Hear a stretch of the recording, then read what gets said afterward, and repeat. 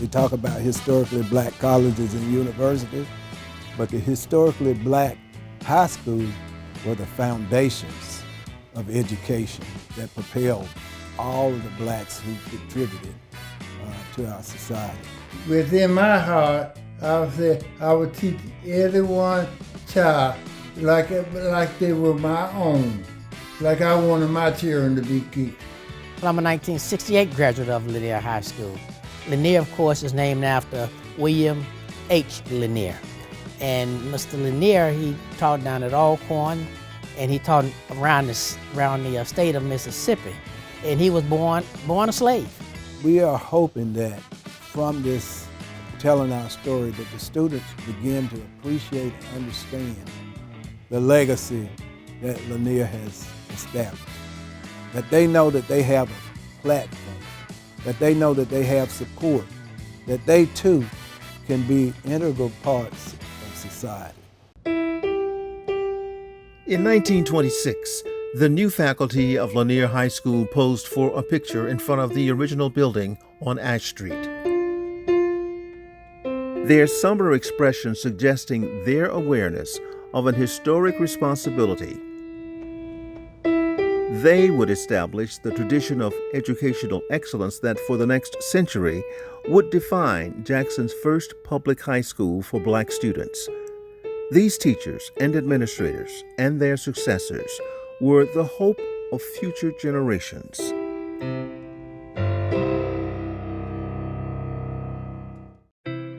In 1948, Grace Britton was a beneficiary of that effort. 4 years later, after graduation from college, she returned to Lanier as a teacher hired by Principal I.S. Sanders Sr. I had finished college and got my first job there. I never will forget, he said, "Young lady, these children that you are about to teach, you are their mother, their father, their caretaker, their teacher." He named all these things you are to your students, and that is your responsibility. And I'll never forget him. One thing I remember about him, he walked around, he wasn't loud, he didn't yell, he didn't move fast. He spoke soft, and I like the folks say he carried a big stick. That first faculty included Georgia Dawson and G.N. Smith, two veteran career educators. School buildings would later bear their names. The principal, O.B. Cobbin, and Professor James Gooden would become administrators of Jackson's colored schools. That term, colored schools, refers to a sad and often tragic aspect of American history. In the decades before and after Lanier opened, racial segregation was a constant factor, placing restrictions on almost every aspect of life, including educational opportunities. One example, the all-white school board provided few public buildings for black schools. George Jackson remembers. I went to Jackson Public School 12 years, but I went to 10 different buildings. I went to churches. So wait, so public schools were being held in churches back then? Oh yeah. Went to Verdon Grove. As a matter of fact, out here, the only real school we had, I call it a real school, was Mayor Jones. The rest was church schools. We went to school in churches. But those setbacks were setups for success. Our teachers pushed us. We had some strong-hearted, strong-willed teachers who encouraged us and demanded excellence. They would not accept mediocre. One thing that stood out is that my teachers cared about me. I felt they did. There was always the feeling that they knew me, they knew the community I lived in for sure, because I stayed up the street and around the corner and 2 blocks over from a lot of them. The teachership told us we could do anything we wanted to do. I don't know if they encouraged us walking out of school, but we did. For many Lanier students, education included activism in the civil rights movement. So I'm looking at your t-shirt. It says Bus Boycott of 1947. Long before the walkouts of the 60s, Grace Britton Sweet, class of 1948, recalls a bus boycott at that time in support of a student named Elport Chess. There was an uprising when Elport Chess, when he came from the army, the guys, some of them came back to high school. And he did, and he was in our class. He had gotten on the bus that came from West Jackson to Lanier, and they had arrested him because he would not go to the rear. He wouldn't get off the front part of the bus. In the 1960s, the Freedom Riders, Woolworth sit-ins, voter rights marches, and street protests marked a new era in Jackson's civil rights movement, and Lanier students were part of it. Charles McLaurin went to Sunflower County not knowing anybody, just graduated from high school, from Lanier, and went to Sunflower County.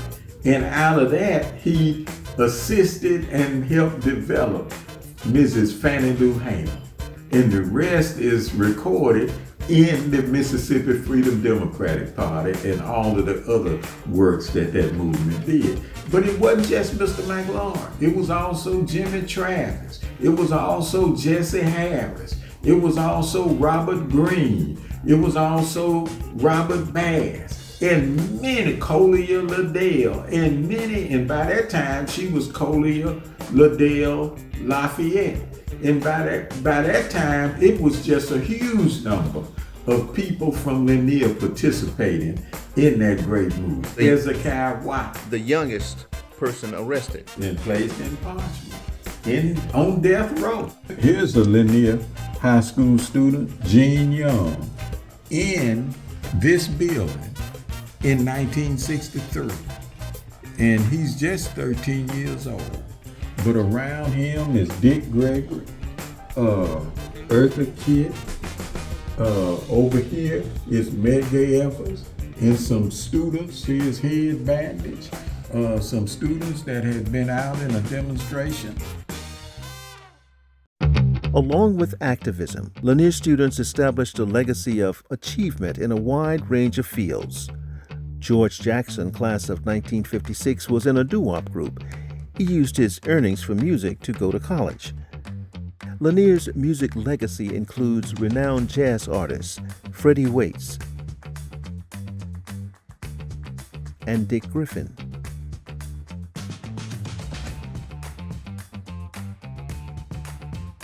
Band directors Roderick Little, currently director of the JSU Sonic Boom of the South.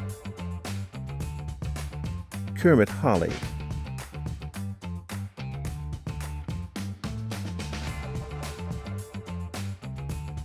and Bernard Holly.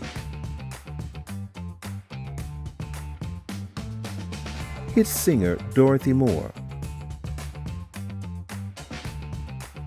The Orbits, Joe Graham, Sam Jones Jr., Frankie Beverly, and George Jackson. In 1957, they are the first known Lanier recording artists. We had a deputy chief police officer, Eric Wall, who was a graduate of Lanier. We had administration from Harvey Johnson's administration, who was on the staff, Robert Wall. Fireman, the first African-American female fireman, Lou Mallet, came from Lanier. In the military, Admiral Zeta Merchant, the first African-American U.S. Coast Guard admiral. Lieutenant Colonel Carl Holden.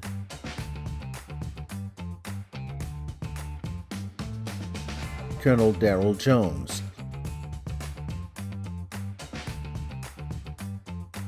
L.B. Buckley, World War II veteran who became principal of Lanier Junior Senior High School. Physicians, Aaron Shirley.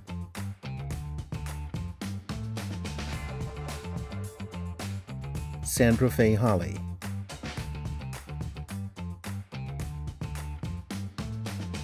Dan Smith.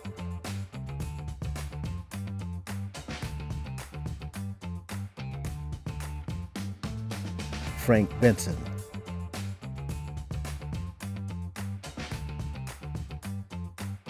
Larry Cooper. Hinds County Sheriffs Lee Vance,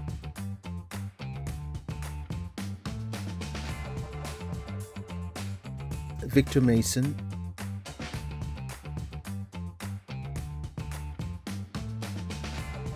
and Tyrone Lewis, and Deputy Sheriff Sharon Catchings-Kyle. We have politicians, people in civil service, all the way from Councilman Stokes, our Board of Supervisors, Robert Graham. We have election commissioners from Lanier who were graduates, athletes, the 1965 basketball team who won the national championship. They won every single game that they played in 1965. The list could just go on and on with people who are noted for their contributions, not just here locally, but nationally. Authors Richard Wright,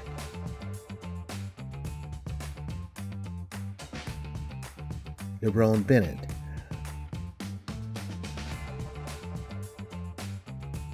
Publisher William Smothers, Attorneys William Walker, Sherman Stemley,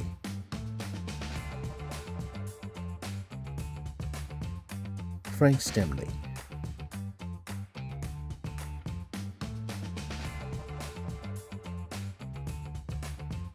Pernilla Stemley Brown,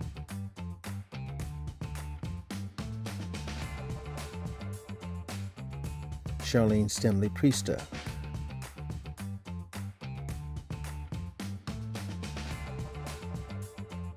Linda Robertson, Joyce Hales Giles.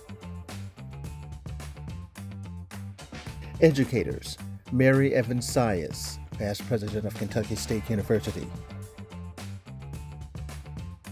Hazel Bryant Shields, a retired Jackson Public Schools principal who is now chairman of the board of the Lanier Alumni Association. Religious leaders, Bishop Vernon Kennebrew of the Church of God in Christ Holiness, Reverend Horace Buckley. In media, Vice President and General Manager of Fox 40, Ramona Alexander, and yours truly, Randall Pinkston, retired correspondent, CBS News. Inventor H.T. Sampson. You talk about being smart and people say rocket scientist. He was a rocket scientist, and he was credited for identifying the nuclear cell that propelled energy for rockets to go into space. His father was the dean of Jackson State University, which the Sampson Library is named for. A lot of the individuals who were at Lanier were first in a lot of positions. First U.S. Marshal James Middleton was an instructor here at Lanier. Our Mississippi Supreme Court Justice, Judge Fred Banks, was one of the first black justices in the state. For me to attend Lanier, and so many people had to go through Lanier to get their education, when black people were barely allowed to do anything, it really impresses me. It's really surprising to know how many successful people that came through here. Monte Ellis, Ricky Jones, he was a Hall of Famer at Alabama State. You know, everyone knows Monte. He got selected with the NBA for the Warriors. So that just really motivates me, and I'm pretty sure it motivates my other peers to, you know, do successful things in life. We had just successful people. Mary Evans Sias. I taught her. Stemleys. Oh, with 4 of them. I taught 3 of the 4. Sherman went to Harvard. All 3 of the older ones went to Harvard Law School, and the baby girl went to Columbia. The baby girl is attorney Charlene Stemley Priester. She received her law degree from the University of Texas. Her older siblings, Sherman, Frank, and Pernilla, were all Harvard graduates who had successful legal careers. Charlene is a prominent litigator who now heads her own law firm with her son and sister. I think Lanier has to continue to build on its foundation. It has to understand that the struggles and challenges it faced in the early 50s, 60s, 70s have changed, but in many ways remain the same. It has got to understand that its success was because it was connected to the community that it served. The children, the parents, all felt like Lanier was home when they got there. It was a safe haven to learn and to thrive. And if it will continue, it's got to remember that lesson. Veteran State Representative Earl Stewart Banks promoted legislation for Lanier license tags, a successful fundraiser for the school. When Jackson lost student population because of population of the people, the parents were not here, the school board had to close a school or two, and they realized they were going to have to close the high school. I said, Lanier's not going to pay that number. They said, why do you say that? Why do you have that confidence? I said, because I did legislation years ago to say that Lanier will have its own car tag. And the community of Lanier bought into the idea. And we now, I think, have over 1,200 car tags out there. And about $27 per tag goes to the Lanier National Alumni Association. And so that association gets about $27, maybe $30,000 per year, repeating every year. And that goes to them. It goes to the board, the president, the treasury secretary, that board that runs that association, and it's nonprofit. They oversee it. Nobody tells them what to do and not do. And they can support the school, the students, funding after band camps, send kids to the football games, pay for the meals after football games, all type of things like that they can do because we came together as a community. As a community, say, we're going to support our school. We love our school. That school is about survival. They will survive. They have survived. Lack of resources, not being recognized, being an afterthought as far as an educational institution because of where it's located and because it was always a predominantly African-American school. And regardless, they have survived and they continue to thrive. They continue to instill values. They continue to really push kids who come from very tough backgrounds. But the school doesn't care if your mom is a doctor or a teacher or a bus driver. They care about the student.